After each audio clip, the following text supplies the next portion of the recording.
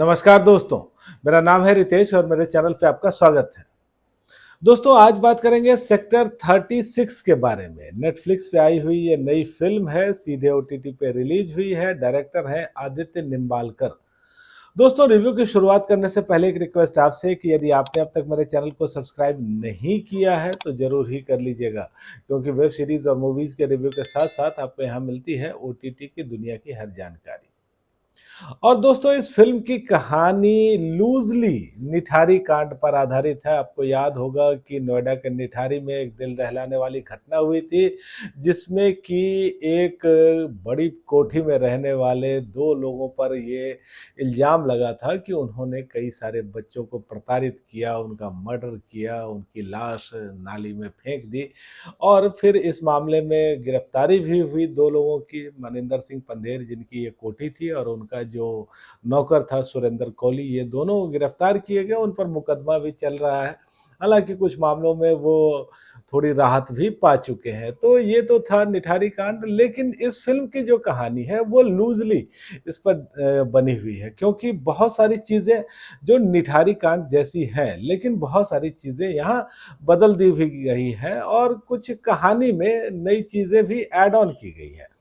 अब जैसे यहाँ कहिए कि या तो लीगल किसी दिक्कत से बचने के लिए ये जो सारी घटना है उसको दिल्ली में शिफ्ट कर दिया गया है, शहादरा में गीता कॉलोनी के आसपास और फिर यहाँ जो पात्रों के नाम हैं वो सारे ही बदल दिए गए हैं और जो घटनाएँ हैं वो थोड़ा बहुत कुछ निठारी जैसी है, थोड़ा बहुत कुछ अलग भी है। तो हम यहाँ भी यही देखते हैं कि एक बड़ी-सी कोठी है, खाली रहती है ज़्यादातर, वहाँ जो केयरटेकर है, जो नौकर है, वो वहाँ रहता है। कई बार वो मालिक के सामान पे अय्याशी भी कर रहा होता है और फिर वो बच्चों को लाता है पकड़ कर के, उनके साथ वो अब्यूज़ करता है और फिर मर्डर भी कर देता है।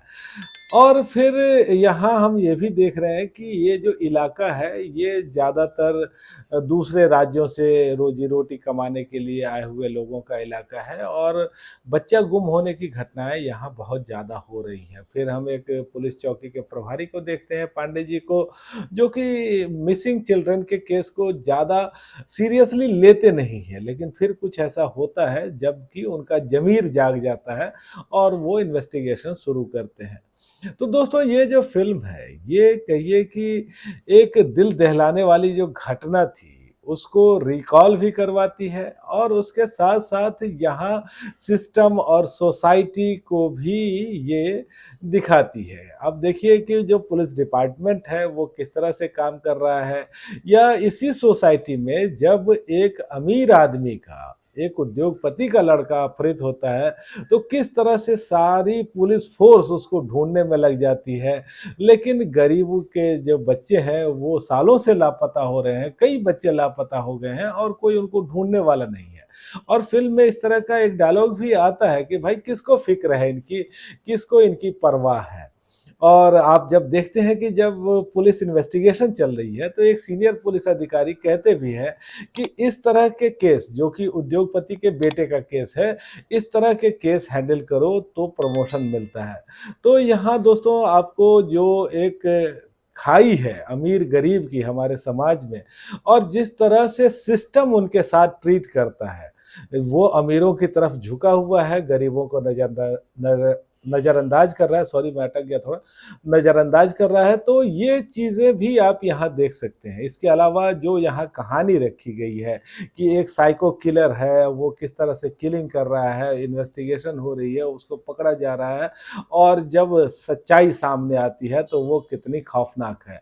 तो यहाँ ये सब चीज़ें जो हैं, वो देखने में आपको अच्छा लगता है। ये फ़िल्म एक ऐसी फ़िल्म है जो आपको एंटरटेन कम करती है। ये फ़िल्म आपको कहिए कि थोड़ा-सा डराती है।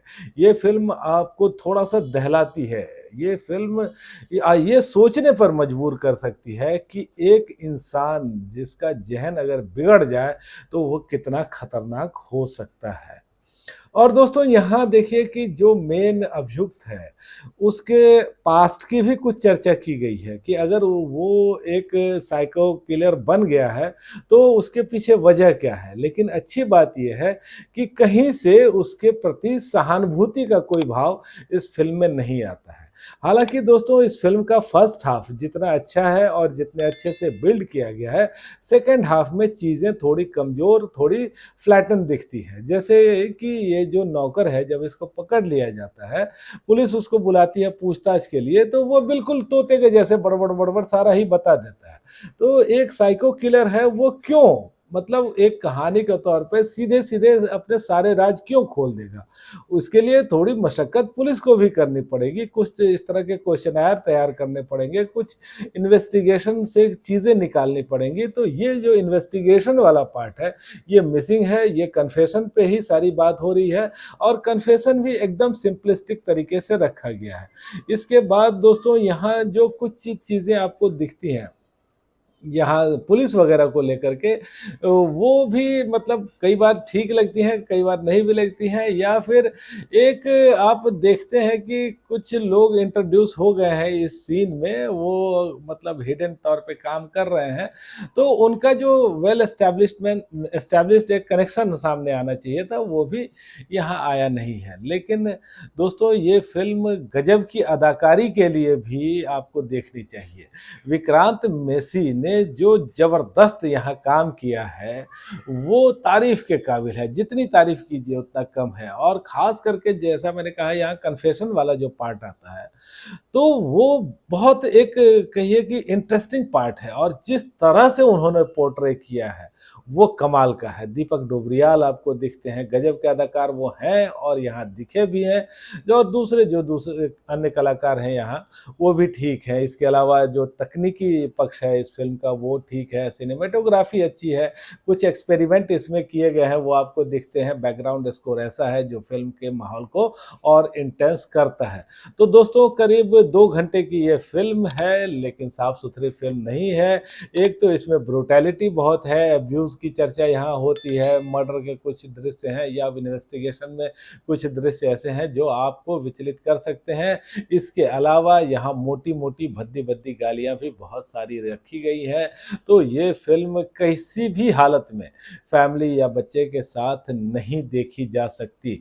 हालाँकि एक अच्छी फ़िल्म है, आप देखिए आपको मज़ा आएगा और जो मेरी रेटिंग है वो है 5 में से 3.5 की। तो दोस्तों आज बस इतनी ही बात। आपको ये रिव्यू कैसा लगा मुझे कमेंट करके बताइएगा और आपने अगर ये फ़िल्म देखी है तो भी मुझे बताइएगा आपको कैसी लगी। धन्यवाद।